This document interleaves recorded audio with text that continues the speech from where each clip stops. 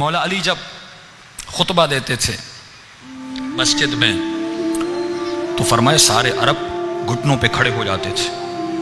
ماشاءاللہ یا علی افصح الرجال فی العرب، سب سے فصیح ترین کلام کرنے والے علی ابن ابی طالب. بڑی واہ واہ کرتے تھے علی کو. لیکن مولا فرماتے تھے جب میں کچھ کرنے کو کہتا تھا یہ پوری مسجد خالی ہو جاتی تھی. ہاں میں اکثر کہتا ہوں جہاں پر مجلسیں پڑھتا ہوں کہتا ہوں مجمع آیا، لوگ سن رہے ہیں، کسی نے نعرہ مارا، کسی نے واہ واہ کی، اترنے کے بعد لوگ بڑا احترام کرتے ہیں، کوئی ہاتھ چومتا ہے، کوئی ماشاءاللہ کہتا ہے، قبلہ عمر دراز ہو، بڑی بڑی لوگ دعائیں کرتے ہیں. یہی مولا علی کے زمانے میں ہوتا تھا. جب مولا اترتے ہوں گے لوگ ہاتھ چومتے ہوں گے، لوگ ماشاءاللہ کہتے ہوں گے، لوگ بخن بخن کہتے ہوں گے.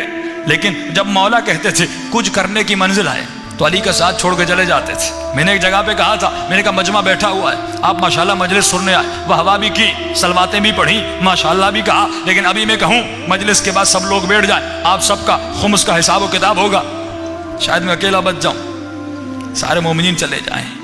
تو معیار مجمع نہیں، معیار بھیڑ نہیں. بھیڑیں امام کی مجلسوں میں بہت تھی. بھیڑ جب مولا مسجد کوفہ میں خطبہ دیتے بہت تھی، لیکن مولا کہتے تھے جنگ پہ چلنا یا علی سردی ہے، جنگ پہ چلنا یا علی گرمی ہے. امام نے کہا کبھی کہتے ہو سردی، کبھی کہتے ہو گرمی، مسئلہ کیا ہے؟ امام نے کہا اچھا میں جنگ پہ چلنے کے لیے نہیں کہتا، علی کے لیے ایک چھوٹا سا کام کر کے آؤ. کہا یا علی کیا کریں؟ کہا کل سب بال کٹوا کے آنا. اب عربوں کے بال آپ کی طرح نہیں تھے، بڑی بڑی زلفیں ہوتی تھیں. کہا سب بال کٹوا کے آنا. سب نے کہا یا علی یہ کون سی بڑی بات ہے، جنگ سے تو بچ جائیں گے، بالوں کو ہی تو کٹوانا ہے، کیا ہوا؟ مولا کو سمجھانا چاہتے ہیں کہ انسان علی کی راہ میں اگر قربان کرنے پر آئے تو جان قربان کرتا ہے، اور اگر نہ قربان کرنے پر آئے تو انسان کیا کرتا ہے. کہا سب نے بال کٹوائے. ان میں ایک تھا جن کی نئی نئی شادی ہوئی، بیوی کے پاس گیا، کہا ایک مسئلہ ہوا. کہا کیا ہوا؟ کہ علی نے کہا کہ کل بال کٹوا کے آؤ، بالکل ٹینڈ کروا کے لاؤ. تو بیوی نے کہا نئی نئی شادی ہوئی ہے، عورتیں کیا کہیں گی کہ تمہارا شوہر، وہ عربوں کا زمانہ جس میں گنجا پن تو ہوتا بھی نہیں ہوگا، آج کل تو فیشن ہو گیا. کہا کہ عورتیں میرا مذاق اڑائیں گی. اب یہ پھنس گیا، بیوی کی سنے یا علی کی سنے. آج ہمارا یہی مسئلہ ہے، معاشرے کی سنے علی کی سنے، گھر کی سنے مولا کی سنے، باپ کی سنوں خدا کی سنوں، زوجہ کی سنوں یا مولا کی سنوں. یہیں پر ایمان کا پتہ چلتا ہے. مجلس میں آنا ایمان نہیں ہے، گھر میں حسین کی طرح زندگی بسر کرنا ایمان ہے.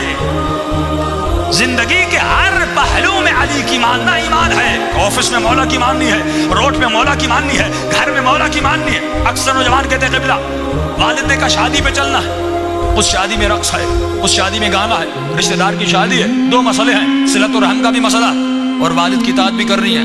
خاتون کہتی ہے مولانا میری ماں نے کہا شادی پہ چلنا ہے، جھگڑا ہو جائے گا اگر نہیں چلو گی، رشتہ دار ناراض ہو جائیں گے اگر نہیں چلو گی، رشتہ داری ہے وہ کل ہماری شادیوں میں نہیں آئیں گے، ہم کیسے جائیں؟ قبلہ وہاں پر گانا ہے، وہاں پر حرام کی محفل ہے، وہاں پہ ناچ گانا ہے، میں جاؤں کہ نہیں؟ وہاں پہ مکس گیدرنگ ہے، مرد بھی ہے خواتین بھی ہے، حجاب نہیں ہے تو میں کیا کروں؟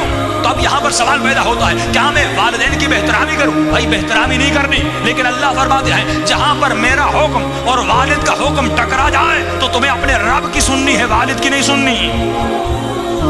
تم نے مولا علی کی سننی ہے، اپنے والد کی نہیں سننی. بہترامی نہ کرنا، احترام کرنا، لیکن ایک جملہ کہنا بابا میری اماں آپ اپنی قبر میں جاؤ گی، آپ اپنی قبر میں جاؤ گے، میں اپنی قبر میں جاؤں گا. نہ آپ میرے اعمال کے مسئول ہیں، نہ میں آپ کے اعمال کا مسئول ہوں. مجھے میرے اعمال کا سوال ہوگا، آپ سے اپنے اعمال کا سوال ہوگا. قیامت کے دن نہ آپ مجھے بچانے آئیں گے، نہ میں آپ کو بچانے آؤں گا. اگر میں اللہ کی سنوں گا تو خدا مجھے وہاں پر بچائے گا بھی.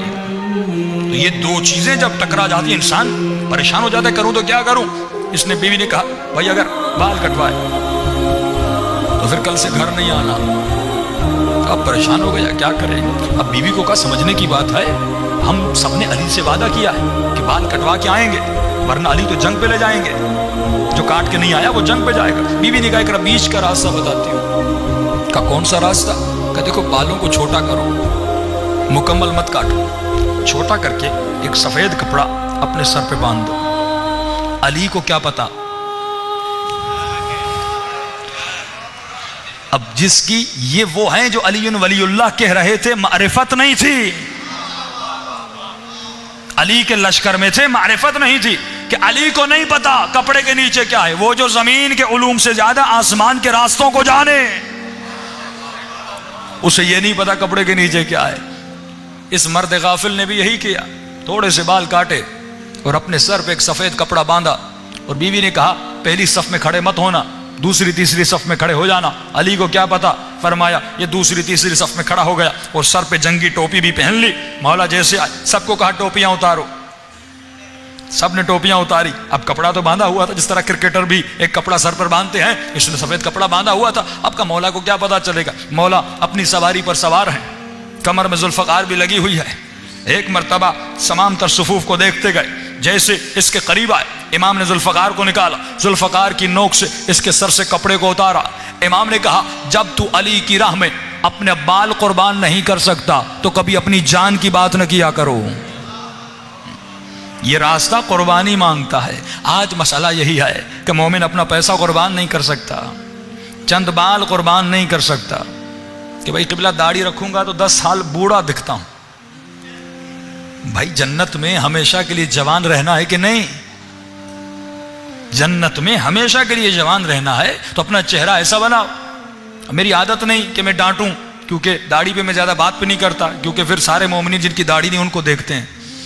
یہ ایک عجیب یہاں پر برائی ہے، وہ بندہ بیچارہ ظاہر ہو جاتا تو گھبرا جاتا ہے کہ مولانا میرے لیے مجلس پڑھ رہے ہیں۔ ایسی کوئی بات نہیں، کیونکہ کچھ کے اعمال باطن کے ہیں، کچھ کے اعمال ظاہر کے ہیں۔ ہو سکتا ہے کوئی داڑھی نہیں رکھ رہا لیکن دوسرے اعمال میں بہت اچھا ہے۔ یہ تمام تر اعمال کا مجموعہ ایمان بنتا ہے۔ یعنی یہ اگر 10 مارکس اس کو لینے ہیں، اس نے 9 تو لے لیے، 1 مارک نہیں لیا، اور مولا فرماتے ہمارا چاہنے والا وہ ہے جو کوشش کرے 10 کے 10 مارکس لے۔ ایمان کے اگر 10 مراتب ہیں، ابو ذر اگر ایمان کے 7ویں یا 8ویں درجے پر تھے، جناب سلمان 10ویں درجے پر تھے، پر اس کا مطلب نہیں کہ ابو ذر برے تھے، لیکن ابو ذر کو بھی کوشش کرنی چاہیے تھی کہ 10ویں درجے پر آئے۔ تو مومن کو ہر روز کوشش کرنی چاہیے کہ امام نے فرمایا جس کا آج اس کے کل سے بدتر ہے اور بہتر نہیں ہے وہ ملعون ہے، ملعون ہے۔ یعنی روزانہ کوشش کرو تمہارا ایمان بڑھے، روزانہ کوشش کرو برائیاں نکلیں، روزانہ کوشش کرو کہ تمہارے وجود میں اچھائیاں بڑھ جائیں۔ اب یہ پورا وجود نورانی بن جائے گا۔ جب پورا وجود نورانی بن جائے گا تو امام زمانہ کی معرفت آ جائے گی، اور جب معرفت آ جائے گی تو یقیناً امام زمانہ کی ہم سب کو زیارت بھی ہو جائے گی۔